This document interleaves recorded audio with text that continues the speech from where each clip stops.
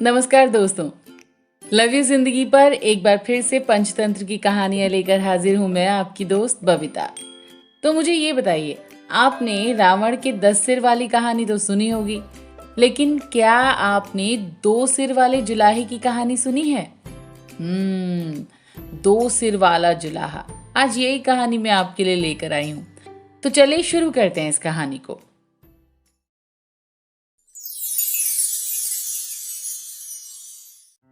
बहुत समय पहले की बात है। एक गांव में मनोहर नाम का एक जुलाहा यानी कपड़े सिलने वाला रहा करता था। उसकी कपड़े सिलने वाली मशीन के ज्यादा उपकरण लकड़ी से बने हुए थे। एक दिन बहुत ज्यादा बारिश होती है, जिसकी वजह से बारिश का पानी उसके घर में भर जाता है। घर में बारिश का पानी भर जाने के कारण उसकी मशीन पूरी तरह खराब हो जाती है। मशीन खराब हो जाने के कारण मनोहर बहुत परेशान हो जाता है। वो दुखी होकर सोचने लगता है कि अगर जल्दी ही उसने अपनी इस मशीन को ठीक नहीं किया तो वो कपड़े सिलने का काम नहीं कर पाएगा और उसके परिवार को भूखा रहना पड़ेगा। ये सोचकर मनोहर जंगल जाने का फैसला कर लेता है ताकि वो अपनी मशीन को ठीक करने के लिए अच्छी लकड़ी काट कर ला सके। फिर मनोहर इस विचार के साथ जंगल की ओर चल देता है। मनोहर पूरा दिन चलता रहता है, लेकिन उसे अपनी मशीन के लिए अच्छी लकड़ी वाला कोई भी पेड़ नजर नहीं आता। फिर भी मनोहर हार नहीं मानता और अच्छे पेड़ की तलाश में आगे बढ़ता रहता है। काफी देर चलने के बाद अचानक मनोहर की नजर एक पेड़ पर पड़ती है, जो काफी ऊंचा, मोटा और हरा भरा था। उस पेड़ को देख मनोहर बहुत खुश होता है और कहता है, हाँ, ये पेड़ काफी अच्छा है। इसकी लकड़ी से मैं अपनी मशीन को फिर से ठीक कर सकता हूँ। इस विचार के साथ मनोहर कुल्हाड़ी उठाकर जैसे ही पेड़ के तने पर मारने के लिए अपना हाथ ऊपर उठाता है, तभी पेड़ की डाल पर एक देवता प्रकट हो जाते हैं। देवता मनोहर से कहते हैं, मैं इस पेड़ पर रहता हूँ और आराम करता हूँ, इसीलिए तुम्हारा इस पेड़ को काटना उचित नहीं होगा। वैसे भी किसी भी हरे पेड़ को काटना ठीक नहीं है। देवता की बात सुनकर मनोहर क्षमा मांगते हुए कहता है, हे देव, मैं मजबूर हूँ, मुझे इस पेड़ को काटना ही पड़ेगा। इस पेड़ की लकड़ी मेरे मशीन के लिए उत्तम है। बहुत ढूंढने के बाद मुझे ये पेड़ मिला है। अगर मैं इस पेड़ को नहीं काटूंगा तो मेरी मशीन खराब रह जाएगी और मैं कपड़े सिलने का काम नहीं कर पाऊंगा। इस वजह से मैं और मेरा परिवार भूखों मर जाएगा। मनोहर की बात सुनकर देवता कहते हैं, मनोहर, मैं तुम्हारे जवाब से खुश हूँ। तुम इस पेड़ को न काटो। इसके बदले तुम्हें जो वरदान चाहिए वो मांग सकते हो। मैं तुम्हारी इच्छा जरूर पूरी करूंगा। देवता से वरदान की बात सुनकर मनोहर कुछ देर विचार करके कहता है, हे देव, मैं वर के लिए अपने मित्र और पत्नी से राय लेना चाहता हूँ, इसीलिए आप मुझे 1 दिन का समय दीजिए। मनोहर के आग्रह को देवता मान लेते हैं और उसे 1 दिन विचार करने के लिए दे देते हैं। 1 दिन का समय लेकर मनोहर अपने घर की ओर चल देता है। रास्ते में उसे उसका मित्र नाई मिलता है। नाई से मिलकर मनोहर उसे देवता की वरदान वाली बात बताता है। उस पर नाई मनोहर को एक राज्य मांगने की सलाह देता है। नाई कहता है कि तुम देवता से वरदान में एक राज्य मांग लो। तुम उस राज्य के राजा बन जाना और मैं उस राज्य का मंत्री बन जाऊंगा। फिर हमें कोई कष्ट नहीं होगा और हम आराम से अपनी जिंदगी बिता सकेंगे।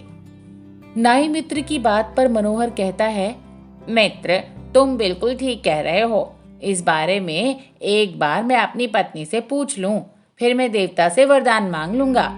पत्नी से राय मांगने की बात पर नाई कहता है, मित्र, तुम्हारी पत्नी काफी घमंडी और मूर्ख है, इसीलिए तुम्हें उससे राय लेनी नहीं चाहिए। ऐसी स्त्री केवल अपने लाभ के बारे में ही सोचती है। इस पर मनोहर कहता है, मित्र, फिर भी वो मेरी पत्नी है, इसीलिए मैं उसकी राय एक बार जरूर लूंगा। इतना कहते हुए मनोहर अपने घर की ओर बढ़ जाता है। घर पहुंचकर मनोहर जंगल में घटी पूरी घटना अपनी पत्नी को बता देता है। देवता से वरदान मिलने की बात सुनकर मनोहर की पत्नी कहती है, राज्य मांगकर कोई लाभ नहीं, राजा की कई जिम्मेदारियां होती हैं, वो कभी सुख से अपना जीवन नहीं बिता पाता। राजा राम और नल भी राज्य होते हुए जिंदगी भर दुख में जिए। आप 2 हाथ से इतने अच्छे कपड़े सिलकर ठीक ठाक कमा लेते हैं, ऐसे में अगर आपके 2 सिर और 4 हाथ हो जाएं, तो आप दुगने कपड़े सिल पाएंगे। इससे कमाई भी दुगनी हो जाएगी और आपका मान भी समाज में बढ़ेगा। पत्नी की ये बात मनोहर को समझ आ जाती है और वो देवता से वरदान मांगने जंगल की ओर चल देता है। जंगल पहुंचकर वो दोबारा देवता से मिलता है। देवता मनोहर को देखकर कहते हैं कि मनोहर, मांगो, क्या वर मांगना चाहते हो तुम? मनोहर देवता से कहता है, हे देव, आप मुझे 2 सिर और 4 हाथ दे दीजिए। देवता मनोहर की ये बात सुनकर पूछते हैं कि तुम 2 सिर और 4 हाथ का क्या करोगे? तब मनोहर बताता है कि 2 सिर और 4 हाथ होने पर वो दुगने कपड़े सिल पाएगा, जिससे उसकी कमाई पहले से ज्यादा हो जाएगी। मनोहर की ये बात सुनकर देवता मुस्कुराते हैं और मनोहर को वरदान दे देते हैं।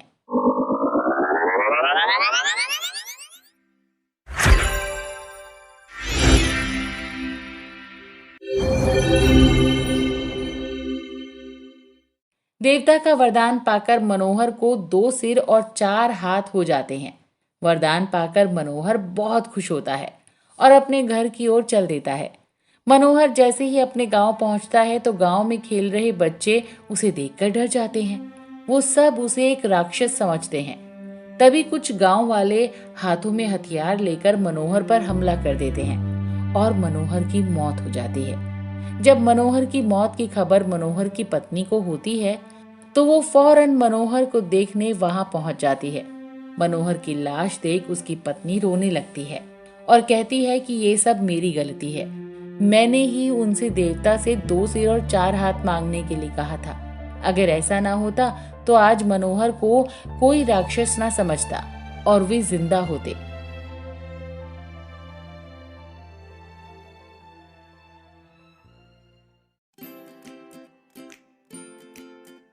तो दोस्तों, ये थी कहानी 2 सिर वाला जुलाहा। 2 सिर वाला जुलाहा कहानी से हमें सीख मिलती है कि बिना सोचे विचारे किया गया कोई भी काम हमेशा ही दुखदाई होता है। इसीलिए जब भी आप कोई काम करें तो सोच विचार कर ही करें, बिना सोचे समझे कुछ भी ना करें। तो कैसी लगी आपको ये कहानी, आप हमें कमेंट बॉक्स में कमेंट करके जरूर बताइएगा। सब्सक्राइब कर लीजिएगा हमारा चैनल, लाइक भी कर सकते हैं और अपने दोस्तों को इनवाइट जरूर करिएगा कि लव यू जिंदगी पर आकर वो भी मजेदार कहानियां सुने। तो चलिए, आज के लिए यही कहानी, अगली बार देखते हैं मैं आपके लिए कौन सी कहानी लेकर आऊंगी। लेकिन जाने से पहले यही बोलूंगी कि हमें अपना प्यार देते रहिए, अपना साथ हमारे साथ बनाए रखिए।